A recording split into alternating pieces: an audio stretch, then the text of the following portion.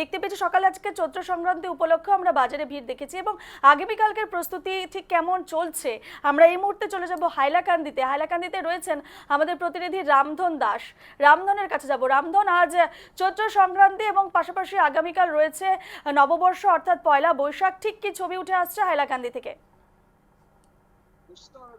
আজ চৈত্র সংক্রান্তি অর্থাৎ এই বছরের একেবারে শেষ প্রান্ত এবং কাল থেকেই নতুন বছরকে স্বাগত জানাবে বাঙালি সমাজ। অর্থাৎ বাঙালিরা যে আবেগ থাকে পয়লা বৈশাখের দিনে, সেই আবেগ কিন্তু এক প্রকার বোঝা যায় বাজারে আসলে।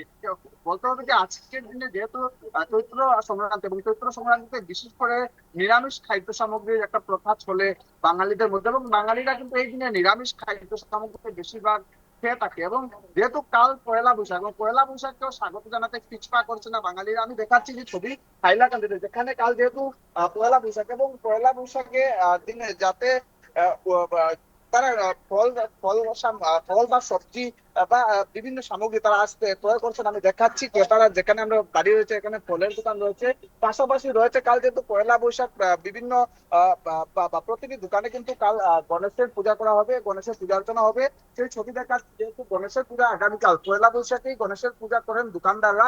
এবং এখানে গণেশের প্রতিমা নিয়ে রাখা হয়েছে। গণেশের প্রতিমাগুলো আমি দেখাচ্ছি হাইলাকান্দির গান্ধীঘাট অঞ্চলে।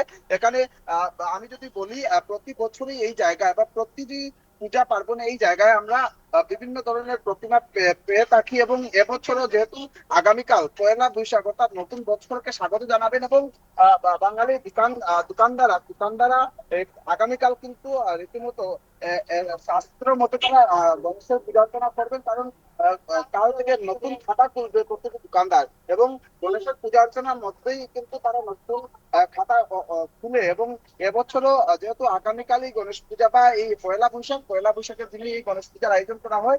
আমি দেখাচ্ছি এখানে ক্রেতারা রয়েছেন, তারা মূর্তি ক্রয় করছেন। আমি পয়লা বৈশাখ এবং গণেশের প্রতিমা ক্রয় করছেন। কি নতুন বছরকে কিভাবে স্বাগত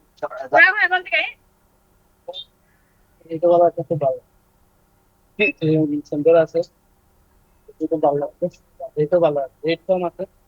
আর কি কি কাল আগামীকাল আপনাদের আর কি কি রয়েছে যে আপনারা করতে চাচ্ছেন?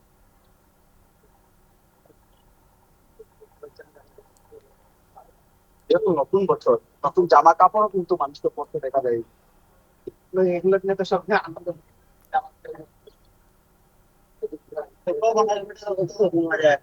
একেবারে আমি যিনি প্রতিমা বিক্রি করছেন ওনার সঙ্গে কথা বলছি যে কেমন বিক্রয় হয়েছে, কি বলবেন মাসি, কেমন বিক্রি করতে পারলেন? বিক্রি হচ্ছে মোটামুটি 600 700, মুক্তির দাম 400, 300 আছে, 200 আছে, 150 টাকা আছে। অন্য বছরের তুলনায় বেশি না কম? অন্য বছরের তুলনায় দাম বেশি, আমরা কিনে আনছি মাল, দাম বেশি, আমরা বিক্রি করতে ওইটাতে একটু দাম দিয়া। মানুষের মধ্যে কেমন উৎসাহ? ভালো, খুব ভালো, যার পছন্দ হয় সে ঠিকই দাম দিয়া নি, দাম দর করে। একেবারেই আমি যে ছবি দেখাচ্ছি এখানে গণেশের প্রতিমা মানুষকে দেখবেন। আমি আরো দেখাচ্ছি সাইকেল এখানে পাওয়া যাচ্ছে এই স্থানে আমরা যদি তুমি কইয়ে দিলা দিলে আমরা ভাই সেটাই আজ যেহেতু পয়লা বৈশাখের প্রাক মুহূর্ত অর্থাৎ আজ চৈত্র শেষ দিন এবং বলতে হবে এই বছরের শেষ দিন এবং কাল থেকেই নতুন বছরকে স্বাগত জানাবেন। এই জায়গায় কিন্তু খুব সুন্দর সুন্দর প্রতিমা নিয়ে আসা হয়। আমি দেখাচ্ছি পুরো প্রতিমার ছবি। আরো গ্রাহকরা রয়েছে, তাদের সঙ্গে কথা বলবো। তার মধ্যে আমি দেখতে চাই একেবারে নানা রং বেরঙের প্রতিমা কিন্তু এখানে তুলে ধরা হয়েছে।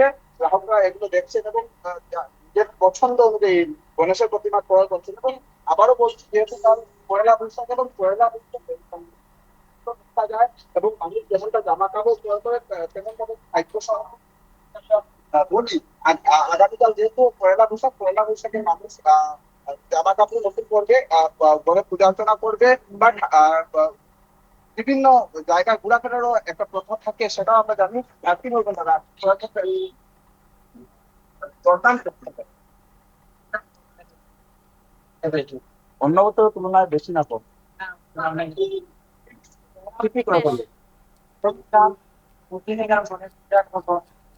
গণেশ পুজো হবে আগামীকাল নতুন করে খাতা বলবেন দোকান একেবারেই এভাবেই সকলেই নিজের যেহেতু পয়লা বৈশাখে স্বাগত জানাতে এক প্রকার উৎসাহ দেখাচ্ছেন এবং গণেশের পুজো অর্চনা করবেন। গণেশ কিন্তু শুভর প্রতীক বলা যায় এবং এই শুভ দিনে প্রথমে গণেশের পূজা অর্চনার মাধ্যমে কিন্তু একাংশ বাঙালিরা বা অধিকাংশ বাঙালিরা নিজের বছরের শুরু করবেন। একদমই রামধন, আমরা দেখতেই পাচ্ছি একেবারে বিভিন্ন সামগ্রীতে ফলমূল থেকে শুরু করে এবং ছোট বড় প্রত্যেকটি সাইজের গণেশের মূর্তি সেখানে রয়েছে এবং প্রত্যেকে ব্যস্ত হয়ে পড়েছে আগামী দিনের প্রস্তুতিতে এবং নতুন বছরকে স্বাগত জানাতে। ধন্যবাদ রামধন।